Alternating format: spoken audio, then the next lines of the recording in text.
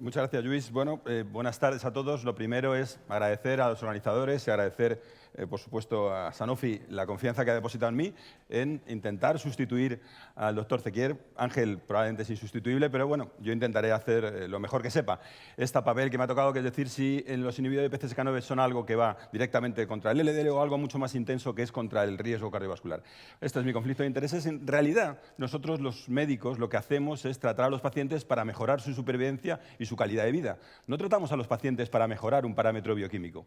Por tanto, lo que está siempre en nuestro sentido es mejorar el riesgo cardiovascular de los pacientes. Así que, si la pregunta es riesgo o LDL, inhibidores de PCSK9, sin duda, van a intervenir sobre el riesgo. Los niveles de LDL son importantes, pero el riesgo es absolutamente determinante. En esa historia, fijaros que los inhibidores de PCSK9 han demostrado sobre este esquema clásico de la aterosclerosis cómo son capaces de regresar la placa aterosclerótica, son capaces de reducir la placa aterosclerótica.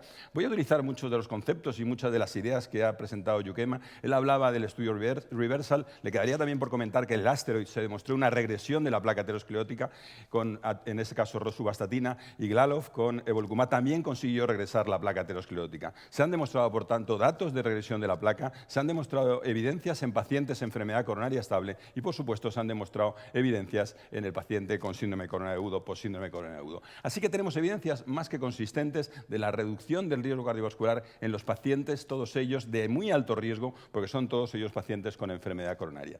Y esta diapositiva la habéis visto N millones de veces, y N millones de veces para recordar cómo el colesterol, como muy bien decía Luis, está relacionado estrechamente con la enfermedad aterosclerótica, con tanto que reduciendo el colesterol LDL vamos a reducir los eventos. Pero ¿simplemente es esto? ¿Simplemente con reducir el LDL va a bastar para reducir eventos? Bien, para eso quiero hacer un análisis un poco más profundo de lo que los estudios Fourier y el estudio Odyssey Outcome nos ha enseñado, y este es el esquema principal de cada uno de los estudios, diferentes poblaciones, como decía Jukema, con algunas características también importantes, como por ejemplo la utilización de determinados fármacos. Fijaros que en el estudio Odyssey todos eran pacientes con estatina de alta intensidad, mientras que en los pacientes del Fourier había también la posibilidad de tratar con estatinas de moderada intensidad. Eso puede tener su importancia. En cualquiera de los casos, pacientes distintos, contextos clínicos distintos y resultados bastante parecidos, como luego veremos, con una variable primaria que era común en cuanto a muerte cardiovascular, infarto, ictus,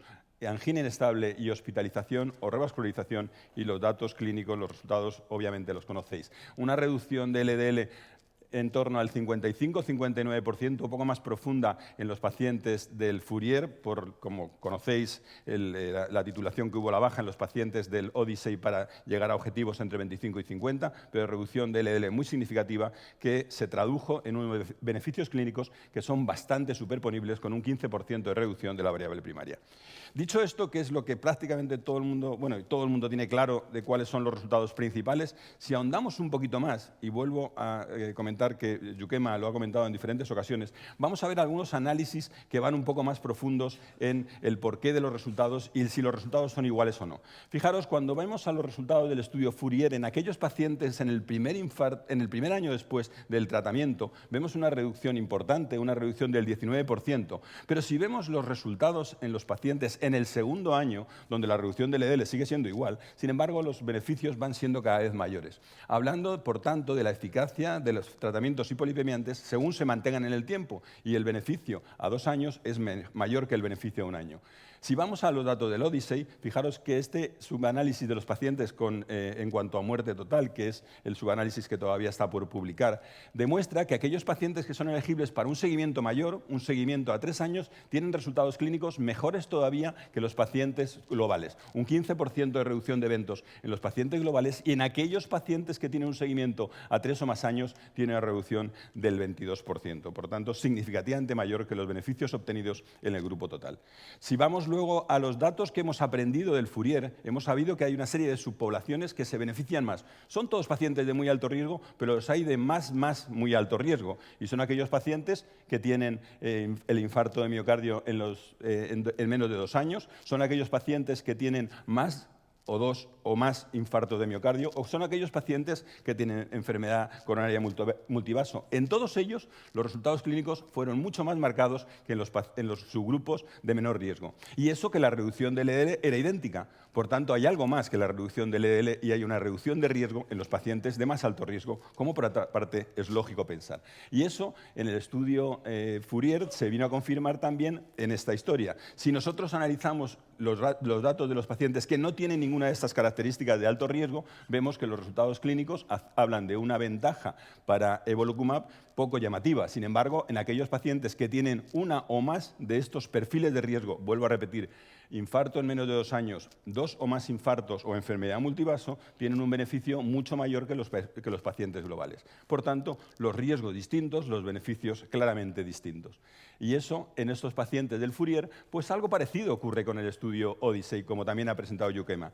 Fijaros los datos de los pacientes con enfermedad de un lecho vascular. Los resultados clínicos en los pacientes de un lecho vascular son beneficios intangibles para alirocumab. Los pacientes que tienen 2 lechos vasculares enfermos, un poquito mayor efecto, y dramática el resultado clínico de los pacientes con 3 lechos vasculares enfermos. A mayor enfermedad vascular, a mayor enfermedad aterosclerótica en diferentes lechos vasculares, mayores beneficios del fármaco.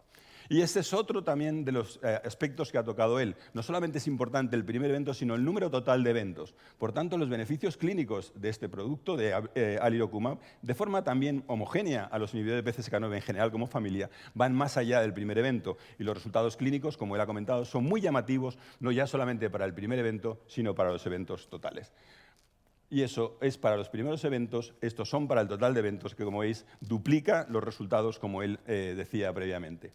Si vamos a los subgrupos del estudio de Odyssey Outcomes, también sabéis que en el subgrupo general, en la población principal, se demostró como aquellos pacientes que tienen un LDL basal más bajo eran los pacientes que tenían menos beneficio y aquellos pacientes que más se favorecían eran los que tenían un LDL por encima de 100 miligramos de decilitro. Esto que fue válido para el estudio principal del Odyssey Outcomes, también lo ha sido para el estudio de mortalidad total, para el subgrupo, para el subanálisis que se ha hecho sobre mortalidad total, demostrando que el mayor beneficio de los pacientes se obtiene en aquel subgrupo de pacientes que tiene un LDL más alto y, por tanto, también, secundariamente, un riesgo cardiovascular mayor. Por tanto, y ateniéndome estrictamente a los 10 minutos, incluso me sobran 2, estas son las características clínicas que uno podría identificar como los pacientes de más alto riesgo y, por tanto, los que más se favorecerían de un tratamiento con inhibidor de PCSK9 y específicamente del tratamiento con alirocumab. Hay una serie de características clínicas que son la edad avanzada, la diabetes, la insuficiencia renal, el infarto de miocardio, la enfermedad arterial periférica, la historia de insuficiencia cardíaca o la cirugía coronaria previa, como Jukema ha comentado. Y aquí querría destacar la presencia de otros lechos vasculares enfermos, como aquel paciente que tiene enfermedad arterial periférica, aquel paciente que tiene infarto de miocardio previo o aquel paciente que tiene cirugía coronaria previa, cirugía de bypass previa. Características clínicas que identifican a los pacientes de mayor riesgo y hay otras características específicamente anatómicas, como son la enfermedad multivaso o la enfermedad coronaria extensa, la progresión agresiva de la enfermedad coronaria, los pacientes que no se han revascularizado, aquellos pacientes que tienen eventos recurrentes isquémicos o aquellos que tienen más carga aterosclerótica. Yo querría marcar aquí la importancia que tiene la enfermedad multivaso o la recurrencia de los eventos isquémicos. Y estos subgrupos de pacientes de mayor riesgo son los pacientes que más se favorecen, como está muy claro. Por tanto, en resumen, yo creo que podemos dejar claro que los beneficios clínicos de los inhibidores de PCSK9 van para reducir el riesgo cardiovascular y en las conclusiones eso decimos, que realmente los pacientes de mayor riesgo son los que más se favorecen del tratamiento con inhibidor de PCSK9 y específicamente con alirocumab, mientras que aquellos pacientes de menor riesgo se benefician un poco menos. Así que la pregunta, ¿LDL o riesgo? Claramente, reducción del riesgo a través de una reducción de LDL. Muchas gracias por vuestra atención.